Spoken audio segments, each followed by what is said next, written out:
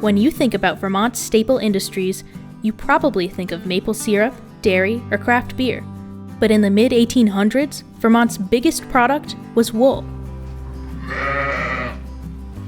Looking at Vermont today, with its dense forests, steep slopes, and harsh winters, it's hard to imagine that it could have ever been home to open green pastures dotted with fluffy sheep. Even more surprising is that nestled in those mountains, there's still a passionate, close-knit community of sheep farmers, shearers, and spinners, continuing this historic process so deeply intertwined with this state's environment and its culture.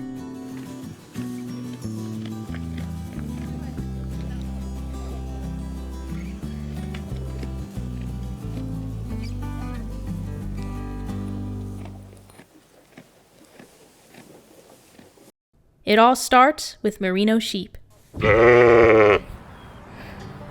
Centuries of selective sheep breeding in the Iberian Peninsula led to the merino, a breed with soft, fine, superior quality wool, and lots of it.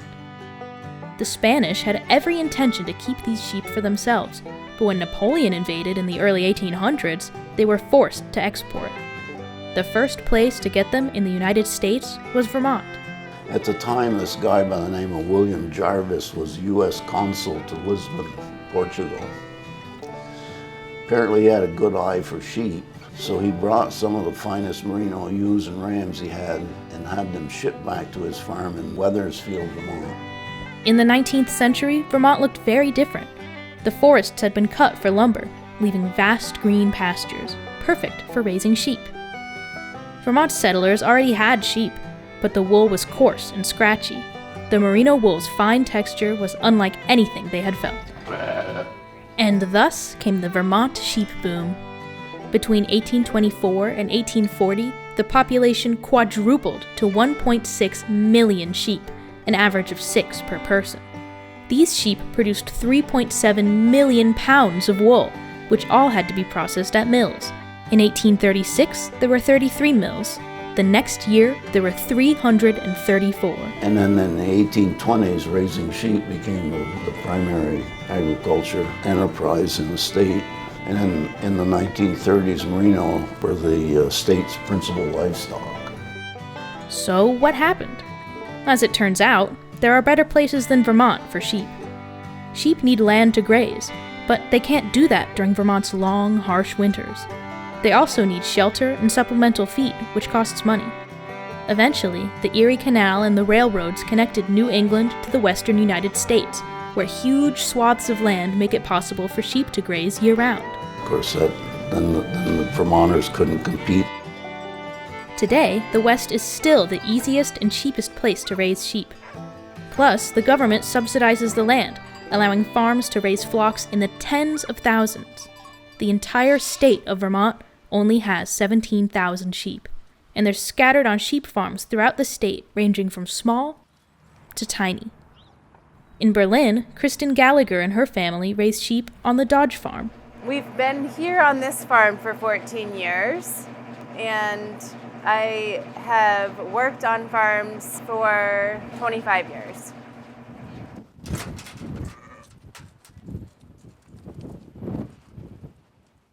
There are some border Leicester. Those are the ones without fuzzy faces. They are much more friendly than the merinos.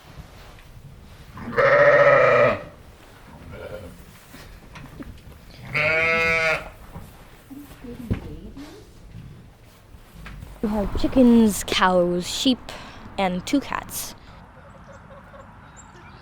This is one of my favorite sheep because she is so friendly and she is very curious.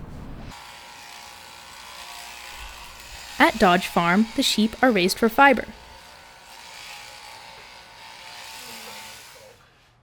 Once a year, Mary Lake comes to shear the flock.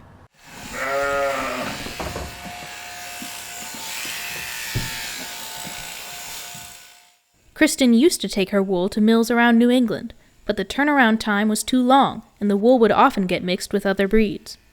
So, Kristen started Aurora Spinnery. It was obvious to me that there's a need for this scale mill in New England because a lot of people have small flocks and specialty breeds that they don't want mixed with other wool. Thanks to all this machinery, Kristen and her family are able to process wool exactly how they like.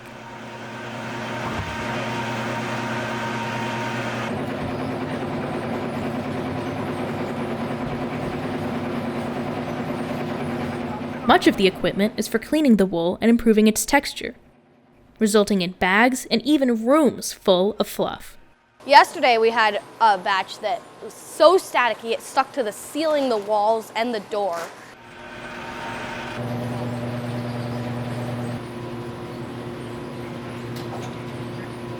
One of the things that's really great about this equipment is that we don't just make yarn. We make lots of different products to try to offer different avenues to use that wool.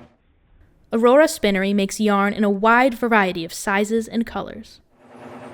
And then here you've got a skein of yarn. For Kristen, it takes about a week to process her entire flock's wool. For most of the year, Kristen works with other small flock farmers from around Vermont. Out in the east, we've said, okay, well, let's have heritage breeds, Icelandic, Shetland, lots and lots of breeds, but different colors. And so now you can have yarns that look great without dyeing, and appeal to a wide range of knitters that appreciate the variety and they appreciate things coming from a small farm.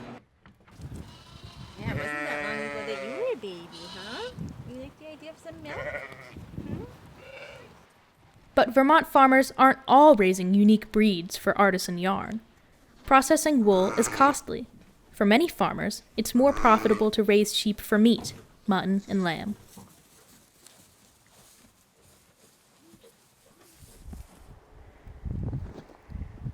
Chet Parsons' farm in Richford actually started out as a cattle dairy farm.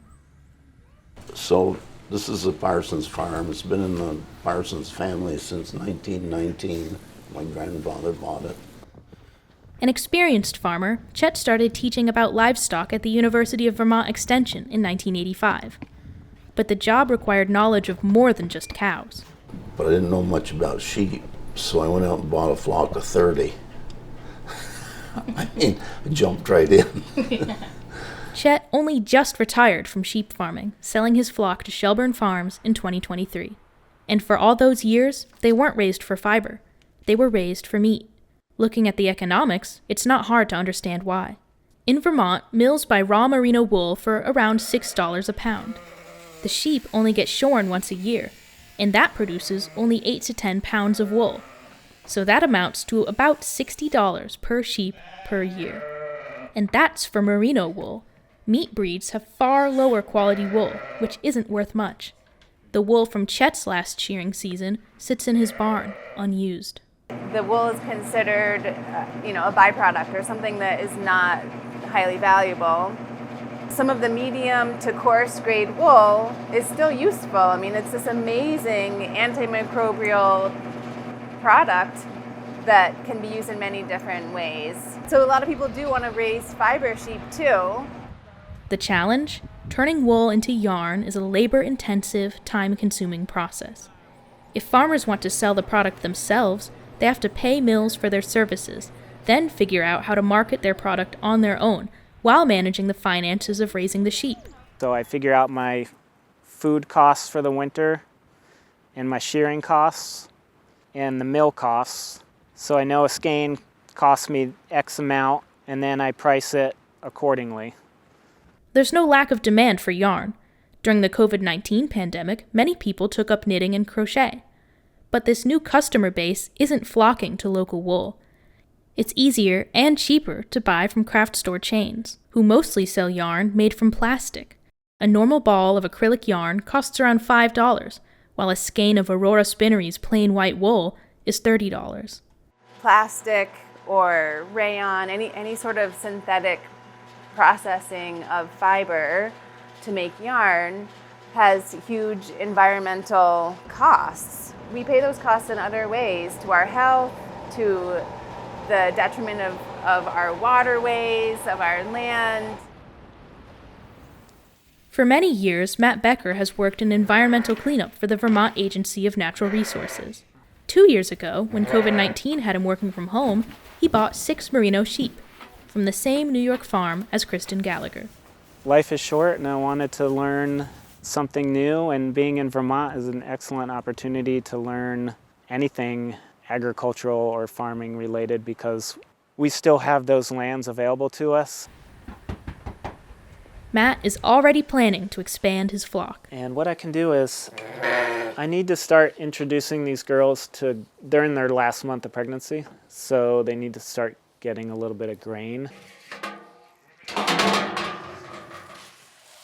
So we're gonna give them oats.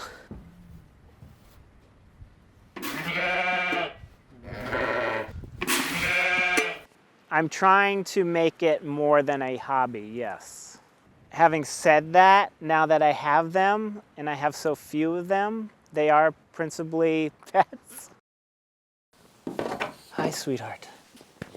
Okay. All right, let me in. There we go. Well, I was surprised to learn that they all have personalities, just like your dogs or cats do.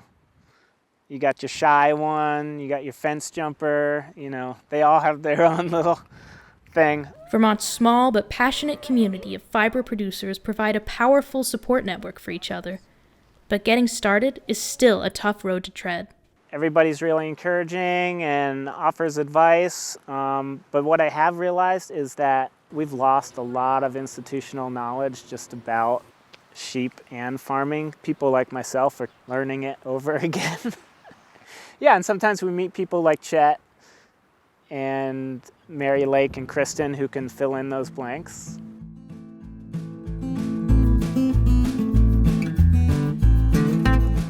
The bitter cold, snow, and ice serve as a yearly reminder that raising sheep in Vermont isn't and never was easy. But every year, the field will thaw. Come on, girls. Come on. And with the arrival of spring comes new life.